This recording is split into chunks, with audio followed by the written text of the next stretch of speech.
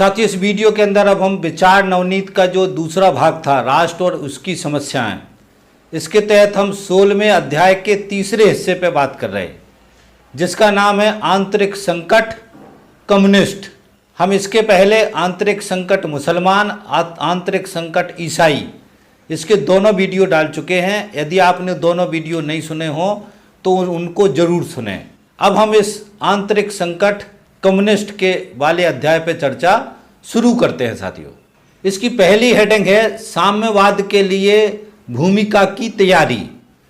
इसमें गोलवलकर कहते हैं जब हमारे देश को अंग्रेज छोड़कर चले गए, उसके बाद हमारे देश के अंदर बहुत सारे विचारों का, विचारधाराओं का विचार विमर्श हुआ। उसके बाद अंततः हमारे देश की जो लोग है, सरकार है, उसने जनतांत्रिक रास्ते पर जाना चुना और जनतांत्रिक तरीके से वो जिन रास्तों पर गए उससे आम जनता को फायदा की जगह अस्वस्थ स्पर्धाओं, स्वार्थ एवं विच्छेद की शक्तियों को बढ़ावा मिला। इस तरीके से ये जो जनतंत्र को सरकार ने स्वीकार किया था, जनतंत्र की विफलता हुई और जनतंत्र की विफलता की वजह से हमारे देश में कम्युनिज्म पैदा हुआ, जो जनतांत्रिक व्यवस्था की जानी हुई दुश्मन है या जानी हुई विरोधी है। और जनता के सामने जो आर्थिक सवाल हैं उनकी, उसके बारे में जो सरकार अपील कर रही थी, वो इस तरीके से अपील कर रही थी कि वो कम्युनिस्टों से पिछड़ ना जाएं। और नेतागण समझ रहे थे कि जो अपीलें कर रहे, इसके माध्यम से वो जो कम्युनिज्म का जो बढ़ता हुआ प्रभाव है उसको रोक पाएंगे। तो गोलवलकर कह रहे ये समझ उनकी एक तरीके से एक भूल थी।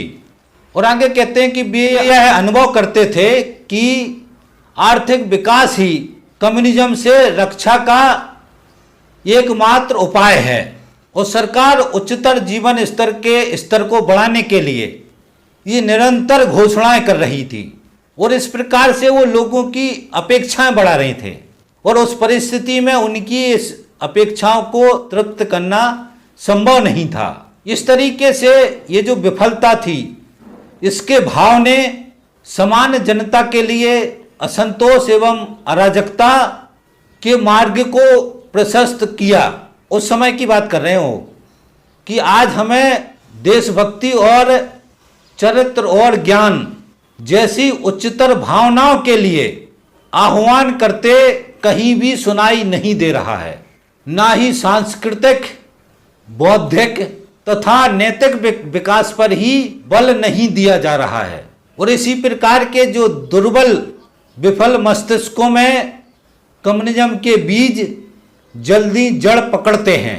तो ये जो परिस्थिति थी, इसी परिस्थिति के कारण से यहाँ पे कम्युनिज्म का जड़ पकड़ा, इस तरीके से वो समझा रहे हैं।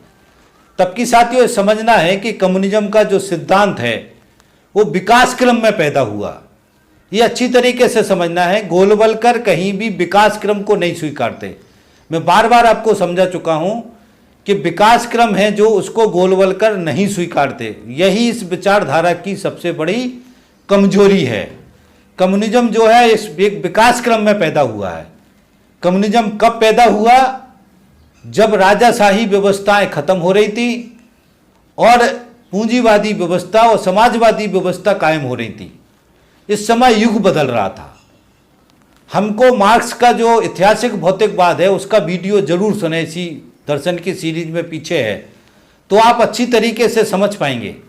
मार्क्स ने बहुत अच्छी तरीके से समझाया है कि जब भी उत्पादन के साधन, उत्पादन के औजार, उनमें जब विकास होता है, जो उससे उत्पादन, नए तरीके का उत्पादन होता है, जब वो समाज के अंदर आता है तो उसी तरीके से समाज के अंदर बदलाव होता है। यानी कि यदि टेक्नोलॉजी नहीं आती है, जैसे ब्रिटेन में औद्योगिक क्रांति आई, मशीनें पैदा हुई, कारखाने बने, उत्पादन के जो साधन है उनका स्वरूप बदला, तो ये उत्पादन के संसाधन बदले तो यहां से क्या हुआ, एक व्यवस्था का स्वरूप बदला। यानी राजाशाही व्यवस्था खत्म हुई और नई पूंजीवादी व्यवस्था लागू हुई, क्योंकि जो उत्पादन के संसाधन थे, कारखाने लगे तो फिर धन किसके पास हो गया? पूंजीपतियों के पास आ गया। पूंजीपति पैदा हुए, मजदूर पैदा हुए, जिसको मार्क्स ने सर्वहारा कहा है। तो ये विकास क्रम है जिसको गोलवलकर स्वीकारते नहीं हैं, और इसी विकास क्रम में कम्युनिज्म पैदा हुआ।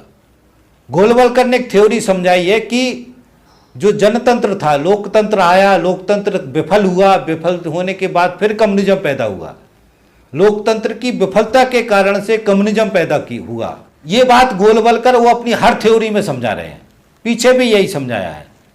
जबकि यथार्थ है कि मार्क्सवाद या मार्क्स या कम्युनिज्म की थ्योरी एक विकास क्रम में पैदा हुई है।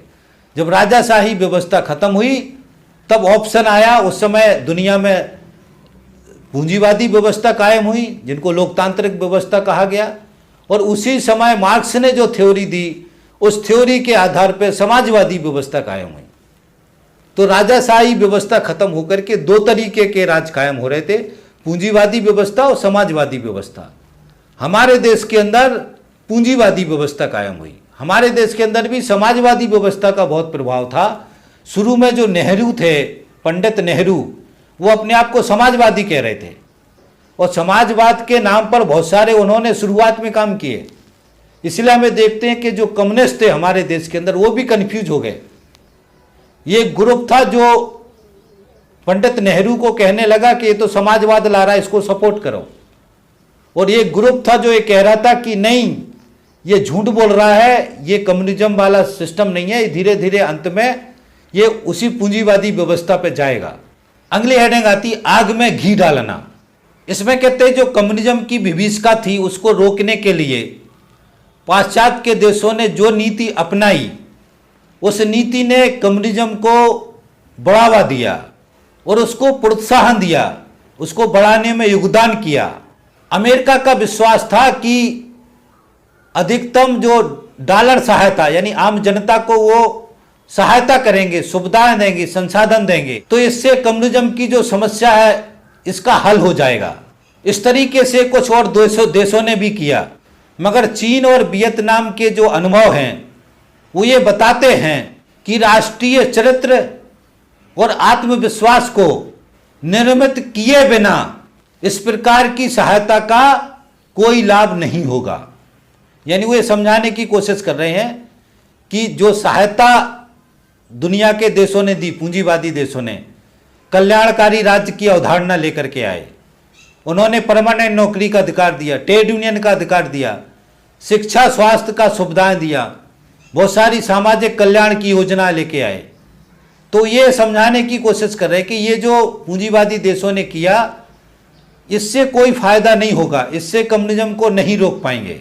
और वो आगे कहते हैं कि प्रत्येक जो आर्थिक सहायता है, जो आर्थिक सहायता दी जाती है, उसका जो राष्ट्रीय प्रचार होता है, उससे जो आम जनता है उसके अंदर और पाने की उत्तेजना बढ़ती है, और इस उत्तेजना के कारण से वो उन पहलुओं से वंचित रहता है जो स्वतंत्र एवं जनतांत्रिक जीवन के वास्तविक मेरुदंड का निर्माण करते हैं। इस तरीके से वो ये समझाने की कोशिश करते हैं कि आर्थिक सहायता से नहीं, उनके अंदर जो विचार हैं, जैसे हिंदू धर्म के अंदर मनुस्मृति के विचार हैं, श्रद्धा और सेवा भाव, इस तरीके के तत्व होने चाहिए। तो इस तरीके से वो ये समझाने की कोशिश करते हैं कि जो ये यूरोप के देशों ने कम्युनिज्म को ख़त्म करने के लिए जो रास्ता अपनाया, उसने आग में घी डालने का काम किया।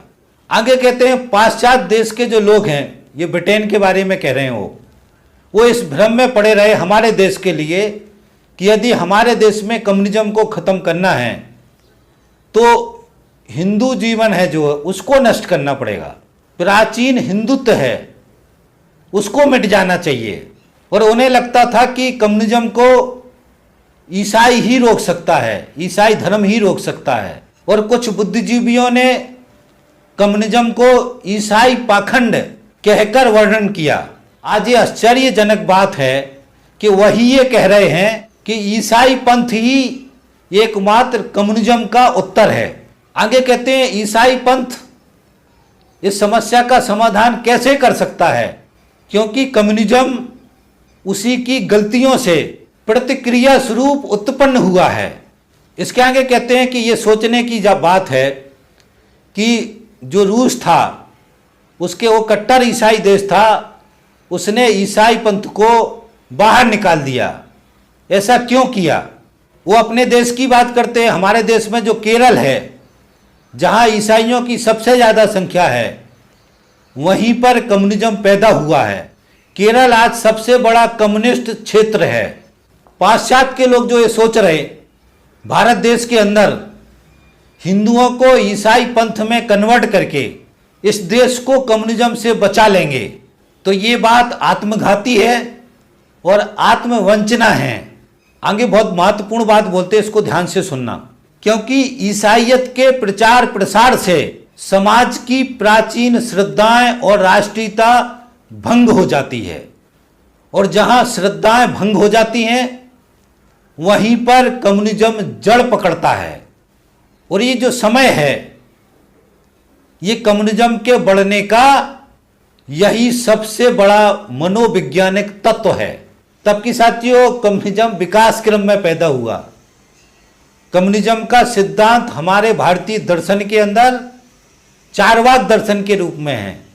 आगे मैं चारवाक के वीडियो डाल चुका हूं इसी दर्शन सीरीज के वीडियो में, आप चाहें तो उनको सुन सकते हैं। भारतीय दर्शन के अंदर भौतिकवादी दर्शन की प्राचीन परंपरा है, जिसको आज कम्युनिज्म का दर्शन कहते हैं, और उसके निरंतर दार्शनिक हैं भारतीय दर्शन के अंदर। तो हमारे भारतीय दर्शन के अंदर भौतिकवादी जो दर्शन की परंपरा बहुत प्राचीन है। सबसे पहले भौतिकवादी दर्शन ही था, उसके बाद हिंदू दर्शन आया, जिसको सनातनी दर्शन कहते हैं, आर्यों की संस्कृति कहते हैं। आर्यों की संस्कृति का भौतिकवादी दर्शन का टकराव हुआ। बृहस्पति, जो गुरु बृहस्पति, गुरुओं के गुरु कहे जाते हैं, उनके किसी शिष्य ने इस दर्शन को दिया था। तो हमको ये देखना है कि ये भौतिकवादी दर्शन बहुत प्राचीन है, और इस चारवाक की दर्शन की चर्चा गोलवल कर कहीं नहीं करते, ये भी हमें ध्यान रखना है। तो ये विकास क्रम में पैदा हुआ। मार्क्स ने क्या किया? मार्क्स का जो भौतिकवादी दर्शन है और चारवाक का जो भौतिकवादी दर्शन है वो बिल्कुल एक ही है, एक ही जैसा है। मार्क्स ने क्या किया है कि जो इस पूंजीवादी व्यवस्था के अंदर जो मेहनत कश वर्ग है, सर्वहारा है, उसकी राजसत्ता कैसे कायम होगी, उसकी राजसत्ता का स्वरूप क्या होगा, क्रांति कैसे होगी, किस तरीके से जनता को लूटा जा रहा है। उन्होंने पूंजी किताब लिखी, जिसके अंदर धन की लूट, मूल्य, अतिरिक्त मूल्य, सारी थ्योरियों को उन्होंने लिखा। तो ये वाला जो पार्ट था, ये चारवाक ने नहीं दिया, क्योंकि चारवाक उस समय इस तरीके की कोई व्यवस्था नहीं थी। इसलिए हमें पाते हैं कि भारतीय दर्शन के अंदर भौतिकवादी दर्शन है, और ये राजाशाही व्यवस्था होने के खत्म होने के बाद पूंजीवादी व्यवस्था पैदा हुई, समाजवादी व्यवस्था पैदा हुई। इसी विकास क्रम में ये दर्शन पैदा हुआ है, इसका हमको ध्यान रखना है। और इस दर्शन का धर्म से टकराव हुए हैं। धर्म का जो एक जीवन जीने की पद्धति है, भौतिकवादी दर्शन की जीवन जीने की पद्धति है, ये बहुत ही पुराना टकराव है। केवल हिंदुस्तान में नहीं, दुनिया में भौतिकवादी दर्शन और जो ये भाववादी दर्शन है, उनका टकराव हुआ। तो ये हमको इन तथ्यों को भी हमको ध्यान रखना है। अगली हेडिंग आती है, निष्ठा के अभाव का परिणाम कम्युनिज्म। इसमें कहते हैं कि मनुष्य केवल रोटी से ही जीवित नहीं रहता, उसकी कोई निष्ठा होनी चाहिए। ये निष्ठा शब्द ध्यान रखना, क्योंकि इस निष्ठा से ही इस पूरी थ्योरी को समझाते हैं। जिस निष्ठा के लिए वह जीवित रहे और उसके लिए मरे, और इस निष्ठा के बिना जीवन दिशाहीन और व्यर्थ हो जाता है, तथा मनुष्य इधर उधर बहने लगता है और वह खोया सा अनुभव करता है। और इस प्रकार की अवस्था में किसी भी प्राणी का ज्यादा समय तक रहना असंभव है। आगे कहते हैं, यूरोप के लोग जब विज्ञान का उदय हुआ, उसके पहले वहां का जो जन था, उसकी निष्ठा ईसाई धर्म के साथ थी, ईसाई धर्म में थी उसकी निष्ठा। किंतु यूरोप में जब विज्ञान पैदा हुआ तो उस विज्ञान ने इस निष्ठा को नष्ट कर दिया और इस समय में धर्म से निष्ठा चली गई और विज्ञान के साथ में नवीन निष्ठा जुड़ गई और उस समय यूरोप का जो नवीन धर्म विज्ञान हो गया और उस समय लोग विज्ञान को सर्वशक्तिमान मानने लगे।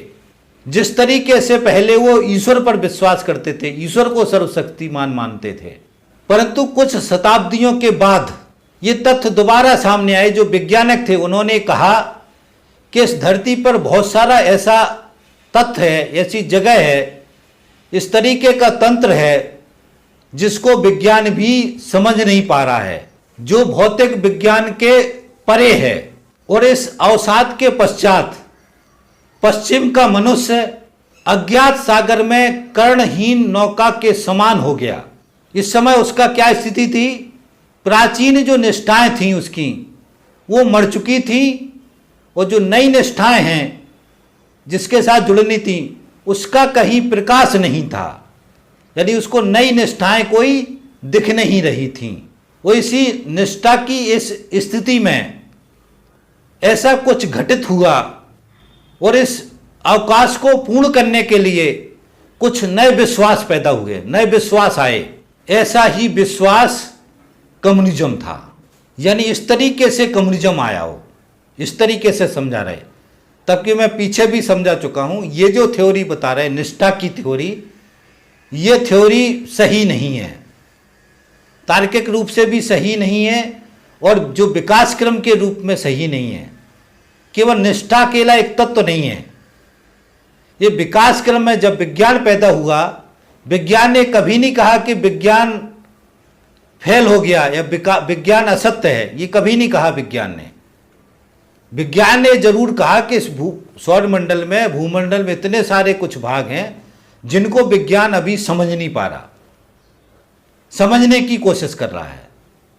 मगर विज्ञान ने शुरू से ये जो थ्योरियां हैं भगवान के नाम पे, ईश्वर के नाम पे, इसका खंडन शुरू से किया कि इस तरीके का कोई तथ्य नहीं है, ये मनुष्य को मस्तिष्क कंट्रोल करने की थ्योरियां हैं। ये विकास क्रम से कम्युनिज्म पैदा हुआ। इस निष्ठा की थ्योरी से जो ये गोलबल कर समझा रहे हैं, ये इस थ्योरी से कम्युनिज्म पैदा नहीं हुआ। इस तथ्य को भी हमको अच्छी तरीके से ध्यान रखना है और इसको फिर हमारे राष्ट्रीय जीवन से जोड़ते हैं, क्योंकि उन्होंने समझा है कि ईसाई हिंदुओं को ईसाई बना करके कम्युनिज्म से लड़ना चाहते थे।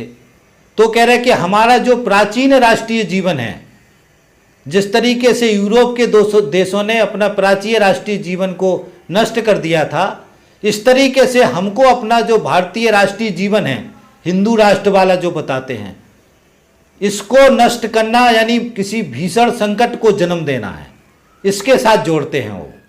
और आगे कहते हैं इसी विश्वास ने हमारे अस्तित्व को बनाए रखा। इस लाइन को अच्छी तरीके से ध्यान रखना कि ये जो विश्वास है धर्म के नाम पर, ये जो विश्वास है सनातन संस्कृति के नाम पर, इसी विश्वास ने हमारे अस्तित्व को बनाए रखा। इसी विश्वास ने हिंदू धर्म के अस्तित्व को बनाए रखा। वो कौन सा विश्वास है? पुराना विश्वास जो वेदों के नाम पर थोपा गया, जो ब्रह्मा विष्णु महेश की परिकल्पना, जो राम की कथा से जो लोगों को समझाया गया, जिस तरीके से वेदों के माध्यम से पुनर्जन्म की थ्योरी, ये सारी थ्योरियों को जनरेट किया गया, कर्म सिद्धांत, जिस तरीके से सारी थ्योरियां बनाई गई वेदों के अंदर, यही जो किया गया यही पुराना विश्वास है, पुराना आधार है। इसी पुराने विश्वास ने आज तक हमारे अस्तित्व को बनाए रखा और इसी ने मानव संस्कृति के श्रेष्ठतम पुरुषों को उत्पन्न किया। तो वे समझाने की कोशिश कर रहे हैं कि वापस हमको उसी पुराने राष्ट्रीय जीवन के पर रहना है, उसी राष्ट्रीय जीवन के हिसाब से चलना है। इस पुराने राष्ट्रीय जीवन को किसी भी रूप में ख़त्म नहीं होने देना है और इसी से हम कम्युनिज्म को रोक पाएंगे। इसी से हम एक कम्युनिज्म की विचारधारा को रोक पाएंगे। जो हिंदू राष्ट्र की विचारधारा, हिंदू दर्शन की विचारधारा है, इसी दर्शन की जो पुरातन विचारधारा है, इसी विचारधारा से हम कम्युनिज्म को रोक पाएंगे। समाजवादी व्यवस्था को अपने देश में आने से रोक पाएंगे, ये समझाते हैं। अगली हेडिंग आती है प्रतिक्रियात्मक दृष्टिकोण सदैव संकटापन्न। इसमें कहते हैं कि हमारे देश के अंदर कम्युनिज्म की जो विचारधारा है उसको विफल करने के बहुत सारे विभिन्न तरीके के प्रयास हो रहे हैं। हमारे देश के अंदर कुछ लोग ये अनुभव कर रहे हैं कि जो विनोबा भावे थे उनके द्वारा एक भूदान आंदोलन चलाया जा रहा है जो कम्युनिज्म के समान है, और इस आंदोलन का जो घोष है वो ये है कि जो भूमि है वो जोतने वाले के लिए है, यानी जो जोत रहा है वही उस भूमि का मालिक है। और इसमें कहते हैं कि विनोबा जी के कुछ दूरदर्शी जो शिष्य हैं उनके द्वारा ये धमकी दी जा रही है कि तुम स्वेच्छा से अपनी जमीन नहीं दोगे तो कम्युनिस्ट निश्चित रूप से आएंगे और तुम्हारा सब कुछ बलात् हरण कर लेंगे। ये जो किया गया ये विपरीत प्रभावकारी सिद्ध हुआ, क्योंकि इस घोषणा से वो जनमानस के दिमाग में ये विचार अंकित करते हैं कि अंततः कम्युनिज्म ही सही है और अवश्यभावी है, और यह कम्युनिज्म के लिए परोक्ष रूप से स्वीकृति होगी। इससे भी बढ़कर आम जनता के अंदर ये संशय पैदा हो जाएगा कि जो ये आंदोलन चलाए जा रहे हैं ये आंदोलन उनकी उन्नति के लिए हैं। तो इसमें उन्होंने कहांगे कि जो ये लोग ऐसा प्रचार कर रहे हैं इससे जो आम जनता है वो यही कहेगी कि हम आपकी जगह हम कम्युनिस्टों को ही पसंद करेंगे ना। जब कम्युनिस्ट ही सही करना चाहते तो कम्युनिस्टों को पसंद करेंगे, क्योंकि कम्युनिस्ट जो कहते हैं वो करते हैं। इस प्रकार से जो ये आंदोलन है, जो ये अपेक्षा है कि इस आंदोलन से कम्युनिस्टों को कमजोर कर दिया जाएगा, इसका उल्टा होगा। इससे कम्युनिस्ट और मजबूत होंगे और कम्युनिस्टों के लिए एक रास्ता बनेगा। इसलिए वो कहते हैं जितने भी ये उपाय कम्युनिज्म को खत्म करने के उपाय किए जा रहे हैं ये सारे उपाय संकटापन्न हैं, यानी सारे उपायों का उपाय की जगह वो संकट हैं। और आगे कहते हैं यथार्थ एवं भावनात्मक निष्ठा का पोषण ही जनता को कम्युनिज्म की हीन विचारधारा के आकर्षण से ऊपर उठा सकता है, ये अंत में कहते हैं। आगे कहते हैं कुछ लोग ये समझते हैं कि जब तक आर्थिक असमानता बनी रहेगी तब तक कम्युनिज्म की वृद्धि अनिवार्य है, किंतु वो क्या कहते हैं कि वास्तविकता यह है कि आर्थिक असमानता पारस्परिक घृणा का सही कारण नहीं है जिस पर कम्युनिस्ट पनपा करते हैं। आगे वो कहते हैं कि जो श्रम की महत्ता है उसका जो विचार है वो हमारे समाज के मन में सही प्रकार से भले प्रकार से ग्रहण नहीं किया है। इसमें उदाहरण से समझाते हैं कि एक रिक्शे वाला है, वो 3-4 रुपए कमाता है, उसको रे बे इस तरीके से कहकर पुकारते हैं। जो एक बाबू है जो 60 रुपए महीना कमाता है उसको लोग बाबू कहते हैं। तो ये दृष्टिकोण की असमानता है, ये आर्थिक असमानता नहीं है, ये दृष्टिकोण की असमानता है कि जिसको कम वेतन मिल रहा है उसको हम सम्मान नहीं कर रहे, जिसको ज़्यादा वेतन मिल रहा है उसको हम सम्मान दे रहे हैं। तो ये दृष्टिकोण की असमानता है जो सभी क्षेत्रों में फैली हुई है और ये घृणा को उत्पन्न करती है। और ये जो आधुनिक दिखावा है इसके कारण से ये विकृति हमारे दिमाग में प्रविष्ट हो गई है। इस तरीके से वो क्या समझाते हैं कि आर्थिक असमानता घृणा का प्रमुख कारण नहीं है, जो हमारा दृष्टिकोण है वो प्रमुख कारण है घृणा का। अब इसके आगे बताते हैं कि हमारे हिंदू दर्शन के अंदर किस तरीके की व्यवस्था रही है। इसमें कहते हैं कि हमारे दर्शन के अंदर अपने कर्तव्य और कर्मों के पालन से किसी के भी अंदर ऊंच नीच का भाव पैदा नहीं होता, और जो प्रत्येक कार्य है उस प्रत्येक कार्य की उसी सर्वशक्तिमान की समाज के रूप में पूजा है। अब इस सेंटेंस को थोड़ा अच्छी तरीके से समझना साथियों, ये नॉर्मली आपको समझ नहीं आया होगा। ये समझाने की कोशिश कर रहे हैं कि वर्ण व्यवस्था के अंदर मनुस्मृति के अंदर जो 4 वर्णों में उनके अलग अलग कर्म है, अलग अलग जिम्मेदारी है। जैसे शूद्रों को ये कहा गया था कि आपको बाकी के 3 वर्णों की सेवा करना है, तो शूद्र जो मेहनतकश वर्ग है वो 3 वर्णों की सेवा करता है, तो उसका जो कार्य है ये कार्य उसका पूजक है और सर्वशक्तिमान है। और ये जब वो किसी ब्राह्मण की या क्षत्रिय की सेवा करता है तो उससे ऊंच नीच का भाव पैदा नहीं होता है। हमको ये भी ध्यान रखना साथियों, वर्ण व्यवस्था के बारे में जो गोलवलकर हैं या जो भी इस वर्ण व्यवस्था के समर्थक हैं वो इसको बहुत अच्छी तरीके से समझाते हैं कि हमारे ऋषियों ने पुरातन में जो वर्ण व्यवस्था कायम की ये बहुत ही इस तरीके की व्यवस्था है कि इसमें किसी तरीके की अराजकता नहीं है, किसी तरीके का विद्रोह नहीं है, किसी तरीके के बड़े बड़े विद्रोह नहीं हुए। समाज ने कभी विद्रोह नहीं किया, यानी जैसे जो शूद्र थे, शूद्रों ने कभी विद्रोह नहीं किया और उन्होंने सेवा को सेवा भाव से और निष्ठा से, अब उनका जो कर्तव्य था, उनका जो कर्म था, जिसको ब्रह्मा ने तय किया था उसको उन्होंने स्वीकार किया और उसका उन्होंने पालन किया। उन्होंने कभी सवाल नहीं उठाए कि हम गरीब क्यों हैं। हिंदू धर्म के अंदर, वर्ण व्यवस्था के अंदर धर्म के नाम से हर सवाल का जवाब की थ्योरियां धर्म ने पहले से बना दी थी। गरीब क्यों है? क्योंकि उसने पुराने जन्मों में गलत काम किया है। शूद्र क्यों है? क्योंकि उसने पुराने जन्मों में गलत काम किया है, पुराने जो जन्म में गलत कर्म किए हैं, इस कारण से शूद्र है वो। अब इसका रास्ता क्या है? अगले जन्म को सही बनाना है। तो अगले जन्म को सही बनाना है तो इस वर्ण व्यवस्था को तरीके से मानना है। वर्ण व्यवस्था को तरीके से मानना है का मतलब सच्चे सेवा भाव से आंख बंद करके जो ब्राह्मण क्षत्रिय वैश्य हैं उनकी सेवा करना है। जब आप अपने कर्म को श्रद्धा भाव से करोगे तभी आपको अगले जन्म में मोक्ष मिलेगा। अगले जन्म में आप इस शूद्र की योनि से मुक्ति मिलेगी, और सही नहीं करोगे तो फिर शूद्र बनोगे। इस तरीके की सारी थ्योरियां पहले से मौजूद हैं, जिन थ्योरियों से मनुष्य के मस्तिष्क को, दिमाग को कंट्रोल करते हैं और उन थ्योरियों से आदमी को सोचने समझने की शक्ति को खत्म कर देते हैं। उन थ्योरियों से मनुष्य के मस्तिष्क को शून्य कर देते हैं।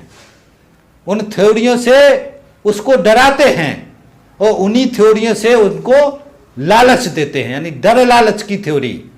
डर लालच की थ्योरी मैं बहुत बार समझा चुका हूं। तो ये पूरा धर्म के अंदर एक पैकेज है, जिस पैकेज से मनुष्य के मस्तिष्क को गुलाम रखते हैं। तो वर्ण व्यवस्था और मनुस्मृति से लगातार लगभग 3000 साल तक ये जो शूद्र थे, जो मेहनतकश वर्ग थे, इनको पीढ़ी दर पीढ़ी, पीढ़ी दर पीढ़ी गुलाम रखा और इस गुलामी के दौरान उसने कभी विद्रोह नहीं किया।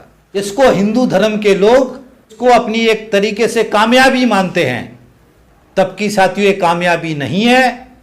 ये किसी एक वर्ग को निरंतर दिमागी रूप से, आर्थिक रूप से, सामाजिक रूप से गुलाम रखने की थ्योरी है, जिस थ्योरी से 3000 साल तक बड़ी भारी आबादी को, मेहनतकश वर्ग को हिंदू दर्शन के नाम से गुलाम रखा गया। ये बात हमको अच्छी तरीके से ध्यान रखनी है। और बार बार गोलवलकर क्या कहते हैं कि हमको इसी तरीके की पद्धति पे जाना है, इसी तरफ जाना है। तो क्या समझाते अंत में कि हमको अपना जो प्राचीन दर्शन था उसके अंदर, कार्यों के अंदर विभिन्नता नहीं थी, कार्यों के अंदर ऊंच नीच की भावना नहीं थी। जो जिस वर्ण का काम था वो अपना काम को निष्ठा से करता था, तो सभी काम समान थे। इस कारण से समाज बंधा हुआ था। तो ये समझाते हैं। इसलिए हमको ये बात ध्यान रखनी है कि ये जो वर्ण व्यवस्था और मनुस्मृति है, ये इस हिंदू दर्शन का, राजसत्ता का बेसिक आधार है, जिसको आज भी गोलवलकर, आरएसएस और नरेंद्र मोदी हमारे देश के ऊपर पुनः स्थापित करना चाहते हैं, जिसके लिए वो युद्ध स्तर पर काम कर रहे हैं। तो इन तथ्यों को भी साथी याद रखना इस चर्चा के साथ में। अब अगली हेडिंग आती है मतपत्र द्वारा समाजवाद। इसमें कहते हैं कि हमारे देश के अंदर एक अन्य दिशा में कम्युनिज्म का संकट वास्तविक हो गया है और हमारा जो शासन है उसकी वर्तमान नीति के द्वारा जिसने समाजवाद को अपना लक्ष्य बना लिया है। ये नेहरू के बारे में बोल रहे हैं, पंडित नेहरू। जो पंडित नेहरू प्रधानमंत्री थे, शुरुआत में उन्होंने ये घोषणा कर दी थी कि वो समाजवादी व्यवस्था की तरफ जाएंगे, ये समाजवादी मूल्यों को हमारे देश के अंदर लागू करेंगे, जिसके अंदर कम्युनिज्म के सभी तत्व मौजूद हैं। उन्हें केवल पाने के लिए, प्राप्त करने का जो साधन है उसका केवल अंतर है। और पहली बात यह है कि नेता ये घोषणा कर रहे कि वो समाजवाद को मतपेटी से, मतपत्रिका से प्राप्त करेंगे, चीन और रूस की तरह गोली से नहीं, बंदूकों से नहीं, हथियार उठाकर नहीं। आगे कहते हैं कि इसका केवल एक ही अर्थ है कि हमारा जो समाज है और चीन और रूस का समाज है उसके अंदर केवल एक ही अंतर है कि संभवतः रूस और चीन के लोग क्रियाशील लोग थे, इसलिए उनको गोली से दबाया गया। वो हमारे यहाँ के लोग हैं, वो सीधे साधे हैं और नम्र वीर पूजक हैं। तो इस प्रकार के जो विनीत लोग हैं उनके लिए गोली की क्या जरूरत है? उनके लिए तो मतपत्र पेटिका ही काफी है, पर्याप्त है। यदि आज के नेता ये कहते हैं समाजवाद के लिए मतदान करो, तो लोग समाजवाद के लिए मतदान करेंगे और उन्हें जब कल पता चलेगा कि समाजवाद को मतदान कर दिया तो उनकी स्वतंत्रता चली गई, तो भी उसको अपने भाग्य का विधान मानकर उसको स्वीकार कर लेंगे। इस प्रकार के सीधे साधे लोग हमारे देश के अंदर हैं और हमारे देश के लोग इसी प्रकार से जो मुसलमानों का शासन था उसको 1000 सालों से स्वीकार करते आ रहे हैं। और कुछ लोग कहते मिलते कि मुसलमान तो बहुत महान थे, संत पुरुष थे, और जब अंग्रेज हमारे देश में आए तब ये कहा गया कि इनको स्वर्ग से भेजा गया है। और कुछ लोगों ने यहाँ तक कह दिया कि भविष्य पुराण के अंदर भविष्यवाणी की जा चुकी है कि हमारे देश के अंदर विकटेश्वरी नाम की रानी शासन करेगी और वह विकटेश्वरी रानी विक्टोरिया है। इस प्रकार से हमारे देश के जो विनम्र लोग हैं उनके लिए थोड़ा सा प्रचार ही काफ़ी है।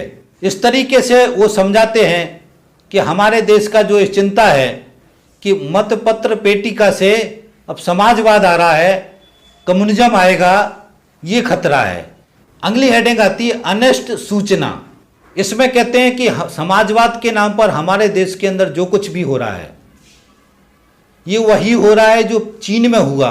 जो चीन में हुआ उसका संशोधित प्रतिलिपि मात्र है। इसमें केवल अंतर इतना ही है कि चीन में हिंसा से इसको लागू कराया गया था और यहाँ पर हमारे देश में इसको प्रचार प्रसार करके इसको लागू कराया जा रहा है। और आगे कहते जब हम दोनों के प्रशासनिक कार्यों की तुलना करते हैं तो हमें पाते हैं कि चीन के अंदर जब वो सरकार बनी तो कोई उसका विरोधी नहीं था।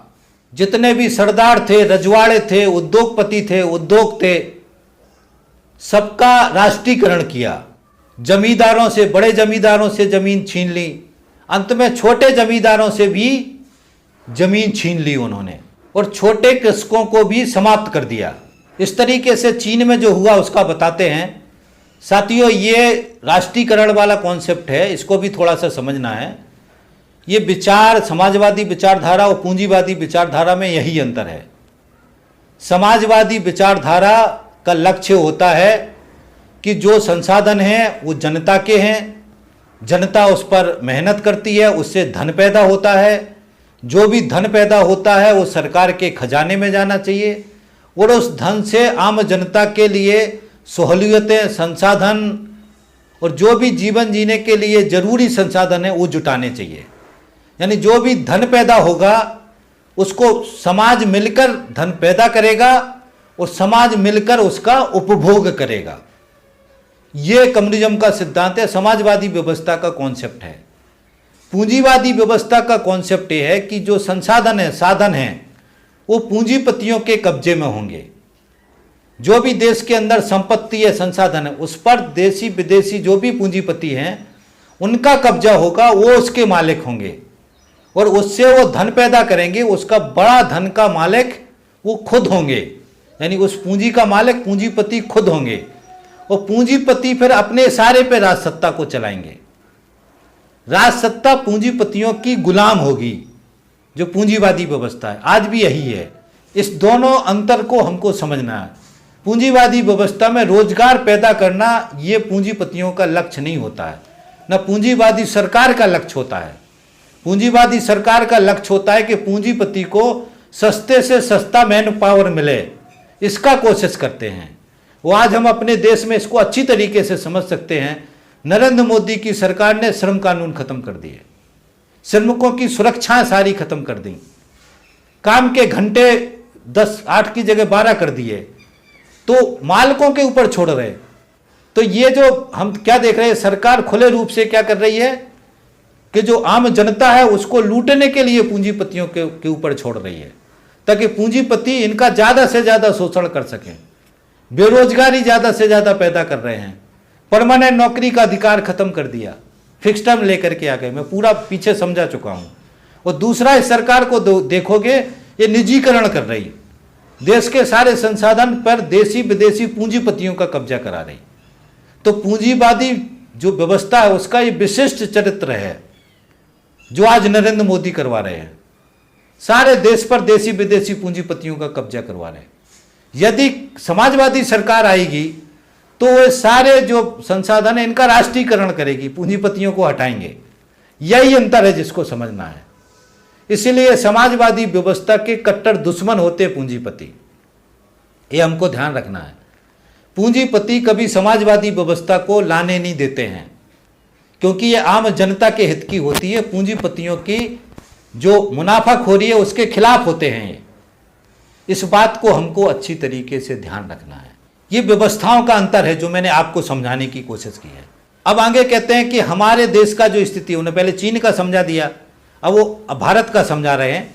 और वो कह रहे हैं भारत के अंदर भी जो सरकार है, वो सरकार ने हमारे यहाँ भी जमींदारी जो प्रथा है उसका उन्मूलन कर चुके हैं। वो अब 17वां संशोधन आया है। वो सरकार को यह अधिकार होगा कि उनकी संपत्ति बिना कुछ लिए भी सरकार अपने अधिकार में ले सकती है। हमारे देश के अंदर सरकारी खेती हो रही है, सामूहिक खेती हो रही है, बैंकों और उद्योगों का राष्ट्रीयकरण कर दिया गया है। और इसी प्रकार के समाजवादी जो काम हैं वो ये सरकार कर रही है। और ये जो कर रही है ये सब एक प्रकार से जो चीन है उसका जो कॉपी कर रही है और चीन के रास्ते पर चल रही है। और इसके माध्यम से वो समझा रहा है कि जो चीन की जनता है वो सरकार की दास बन गई है। हमारे देश के अंदर भी इस तरीके का स्थिति ना हो उसके पहले हम चेत जाएं। जो राष्ट्रीयकरण किया उसको कह रहे हैं कि अब वहाँ की जनता दास बन गई है। तबकि समाजवादी व्यवस्था में जनता ही मालिक होती है, जनता दास नहीं होती है। मगर कोई व्यक्ति मालिक नहीं होता है, सामूहिक होता है। जो देश का धन दौलत हम इकट्ठा पैदा करते हैं और सामूहिक रूप से उसका उपभोग करते हैं। कोई दास नहीं होता है, सब समान होते हैं। जो असमानता होती है उसको खत्म की जाती है, समानता की तरफ जाते हैं। तो राष्ट्रीयकरण असमानता को खत्म करना, यानी असमानता को तोड़ते हैं, वो समानता की तरफ जाते हैं। ये कॉन्सेप्ट है समाजवाद का। अगली हेडिंग आती है कि सब प्रकार से अयोग्य। इसमें कहते हैं कि हम जो समाजवादी व्यवस्था है, समाज को हम पूरी दुनिया में देख चुके हैं। ये समाजवाद वर्ग संघर्ष के सिद्धांत में सराबोर होकर के एक प्रतिक्रिया के रूप में पैदा हुआ है। और ये समाजवाद रूस को भी लाभान्वित करने में असफल हुआ है। इस तरीके से गोलवलकर समाजवादी व्यवस्था को असफल कहते हैं। जबकि साथियों रूस का जो समाजवाद पैदा हुआ था वो व्यवस्था दुनिया का लिए एक आईना था। आज भी जो समाजवादी देश हैं वहाँ पर क्यूबा जैसा देश, वियतनाम जैसा देश, जिसने आज पूरी दुनिया को कोरोना के टाइम पर डॉक्टर्स दिए हैं। तो सामाजिक मूल्य बहुत ज़्यादा होते हैं समाजवादी देशों में। तो ये तो विशेषता है समाजवाद की, मगर गोलवलकर इसको असफल कहते हैं। और आगे कहते हैं कि आजकल हमारे देश के जो नेता हैं वो समाजवाद को नए नए नामों से बोल रहे हैं। जनतांत्रिक समाजवाद या समाजवादी जनतंत्र, इस तरीके के शब्दों को गढ़ करके इस समाजवाद पर या कम्युनिज्म पर पर्दा डालने की कोशिश कर रहे हैं। और अंत में वही निष्कर्ष निकालते हैं कि जनतंत्र और समाजवाद दोनों एक दूसरे के विरोधी हैं। समाजवादी व्यवस्था आम जनता के हित में, आम जनता के हित को केंद्र में रख करके अपनी नीतियां बनाती है। पूंजीवादी व्यवस्था पूंजीपतियों के हितों को केंद्र में रख करके अपनी नीतियां बनाती है। ये दोनों में फर्क है। अगली हेडिंग आती है, राष्ट्र की प्रतिभा को पुनर्उज्जीवित करो। इसके अंदर वो कहते हैं कि जब अंग्रेज हमारे देश को छोड़कर चले गए, उसके पश्चात हमारा देश एक भ्रमित दिशा में चला गया, जिसमें विदेशी सिद्धांत यानी जनतंत्र और समाजवाद, इसको विदेशी कहते हैं, विदेशी सिद्धांतों को हमारे देश की सरकार ने अपनाया और ये इस देश के लिए अत्यंत अपमानजनक था। कौन सा? जनतंत्र और समाजवाद। और अंत में वो कहते हैं, इसलिए हमको अपने जीवन पथ का जो विकास है अपने प्राचीन ऋषियों द्वारा आविष्कृत तर्क, अनुभव एवं इतिहास की कसौटी पर कसे हुए सत्य के आधार पर ही करनी चाहिए। इसके आगे कहते हैं, इसलिए हमारा एक कर्तव्य है कि जो हमारे भाई हैं, जो ये समाजवाद में, जनतंत्र में, इसमें चले गए हैं और शताब्दियों से जो धार्मिक कलेश भोग रहे हैं, उनको पुनः अपने घर बुला लाएं, उनको वापस अपनी हिंदू धर्म संस्कृति में शामिल करें। जो उन्होंने विदेशी धर्म संस्कृति को चुन लिया है उसको उतार करके फेंकें और उनका जो वंश था, वंश परानुगत भक्ति एवं राष्ट्रीय जीवन की रीतियों का अनुसरण करें। जैसे मुसलमानों को और ईसाइयों को कहते हैं कि आप मुसलमान और ईसाई बनने के पहले आप हिंदू थे, आपके पूर्वज जो वंशज थे वो हिंदू थे, इसलिए जो आपके पुराने वंशज जो हिंदू थे वापस हिंदू धर्म संस्कृति में आ जाएं। और ये सभी प्रकार की दास्ता हमारी प्रकृति के प्रतिकूल है, इसलिए सभी दास्ताओं को त्याग दें। और इन सभी से आह्वान है कि सभी चीज को त्याग कर अपने जो मूल वर्ग है उसमें वापस आ जाएं। और जब ये वापस आएंगे तो हम सब लोग मिलकर के एक दिवाली मनाएंगे। और यहीं पर साथियों यह अध्याय समाप्त होता है। साथियों, मुझे उम्मीद है कि मैंने जो ये समझाने की कोशिश की इसमें आप ये समझ पाए होंगे कि आरएसएस कम्युनिस्टों को आंतरिक संकट क्यों मानता है। विचारधारा के स्तर पे मैंने समझाने की कोशिश की, मुझे उम्मीद है कि आप समझ पाए होंगे।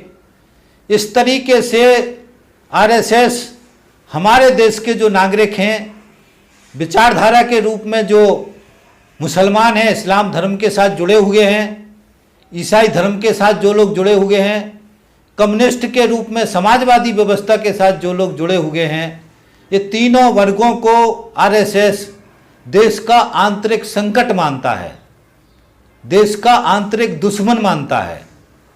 इसलिए हमें देखते हैं कि आज की तारीख में जब से नरेंद्र मोदी की सरकार बनी, बहुत ही ताकतवर तरीके से वर्गीय रूप से देश के मुसलमानों पर हमले हो रहे, देश के कम्युनिस्टों पर हमले हो रहे और देश के ईसाइयों पर हमले हुए। बीच में मैंने जैसे समझाया कि पिछले 3-4 साल से आरएसएस की नीति में एक परिवर्तन आया है अमेरिका के दबाव में, कि उन्होंने अभी वर्तमान में ईसाइयों पर हमले जो है वो रोक दिए हैं। ईसाइयों की चर्चों पर, ननों पर, पादरियों पर हमले रुक गए हैं अभी। तो एक अंतर्राष्ट्रीय दबाव के कारण ये सरकार इस रास्ते पे है। मगर हमको ये समझना है कि ये नरेंद्र मोदी की सरकार जिसको आरएसएस चला रहा है, ये अपने स्वरूप के बहुत ताकतवर तरीके से इस हिंदू राष्ट्र की अवधारणा को हमारे देश के अंदर लागू कर रही है।